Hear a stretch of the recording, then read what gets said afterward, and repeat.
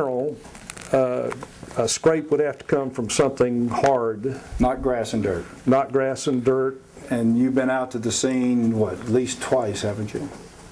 Just once. Just once, and you walked all the way back to where the vehicle came to a rest? I did. You see any rocks? I didn't see anything like that. Mr. Parrish, are you aware that another accident reconstruction expert has been retained by defendant MKW in this case? Yes. Have you spoke to Mr. Breen? No. Has anyone told you what his accident reconstruction consists of? The only thing that I've been told is his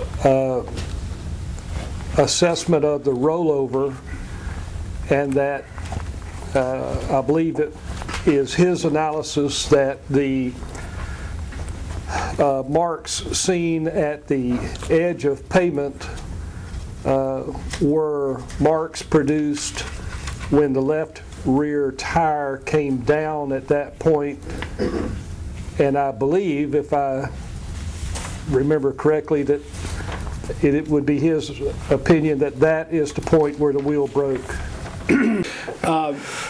Let's get back to direction of travel and marks that are found on the pavement that match the vehicle. All right.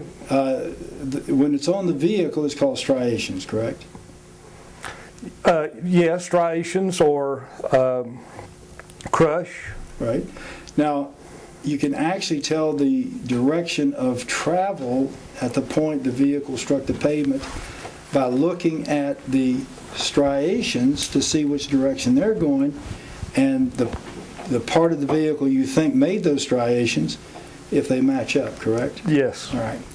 Now, if the only striations that we see on this vehicle that would have been made by pavement is on the A-pillar, what you've mentioned, and they match up with these striations on the concrete, wouldn't it make sense and reasonable from an accident reconstruction that that portion of the vehicle struck that portion of the pavement? It would, but a complete analysis would also investigate every place else around the vehicle to see if there wasn't a better candidate for having produced that mark.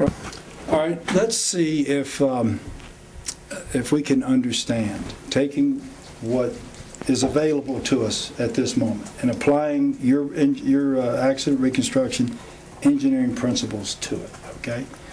And if the only concrete gouge mark that we see in the area of 920 corresponds to the scrape mark that had to be made by pavement on the gene pillar at on the gene vehicle at the A pillar on the driver's side.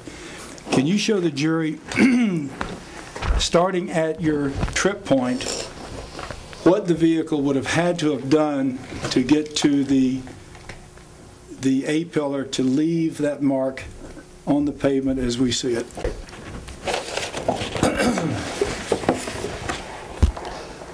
The vehicle tripped and hit the pavement like so. Okay. It would definitely leave a mark if that's what happened. Let's tell the jury what we're talking about. There's an A pillar, a B pillar, and a C pillar. Oh, I'm sorry. Yeah, you said B pillar. No, I said A pillar. And you're right. Tell the jury what an A pillar is and a B pillar and a C pillar. Okay, as one proceeds rearward from the front, the first roof support, which is the sloping support that houses the windshield, is called the A pillar. The going rearward, the support which constitutes the door jamb for the left front door and the hinge for if there's a left rear door is called a B pillar.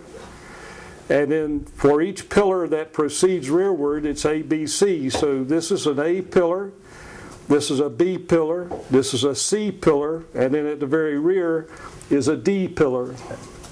All right, now would you one more time, at the trip point, show the jury the attitude or direction the roll would be in to cause the mark you see. Something like this. Now, okay, now, give us the distance from the trip to that point in the roadway.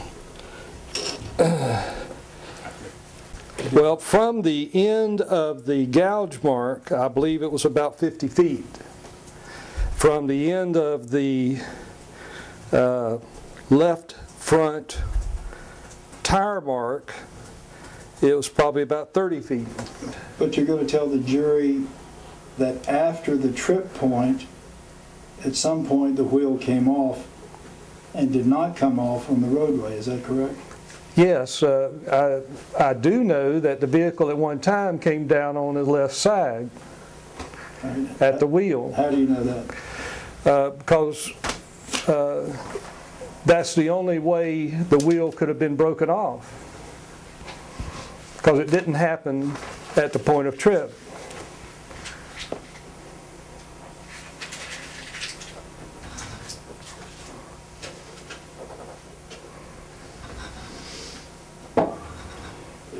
Your opinion is that the wheel broke off, not on the pavement, but on the earth? Yes. Mr. Parrish, I'm going to ask you to read a portion of your preliminary opinions, and just in case we haven't covered this with the jury, you realize that you were obliged to give at least a summary or outline of the opinions you're going to express to the jury in this case? Yes, sir. And you did that? I did. Could you read on page 2 under left rear wheel spoke failure as cause of accident, paragraph 17? Damage to the components noted above are indicative of bending induced by the breaking of the wheel spokes, resulting in the displacement of the tire wheel upon heavy impact with the ground, i.e. the earth, not pavement, occurring beyond the point of trip during the course of the vehicle's overturning/tumbling. Now, by that, I've interpreted, and I think you've testified clearly, that it's your opinion the wheel came off the vehicle not on the pavement or any portion of the pavement, but on the ground or grass. Yes, that is my belief, although I must say that the main thrust of this was that it wasn't at the point of trip. Well, but you meant what you said. I did, but the wheel did not come off. In fact, you seem to have made it clear. I did, but what I was trying to make clear was that the break did not occur at the point of trip. Well, that interests me because you now know that MKW's expert, Mr. Breen, is going to give his opinion that it did come off at the area we've been discussing, correct? Yes, sir. Well, he's going to have to show that that happened and not what I've suggested happened. That's not really my point or my problem. It appears that you've been told that Mr. Breen's testimony and opinion is going to be different and substantially contrary to paragraph 17, correct? That is my understanding. All right, let's put this in context for the jury and give them somewhat of a timeline about what you've been saying. Is it true that when you submitted your opinions in compliance with the court's order, these were your final opinions? Yes, they are final. And your final opinion at the time you submitted this was that the breaking of the wheel spokes resulting in the displacement of the tire wheel upon heavy impact with the ground, i.e.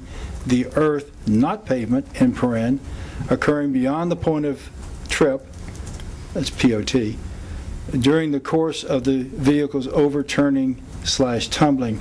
That was your final opinion when you submitted this pursuant to the court's order?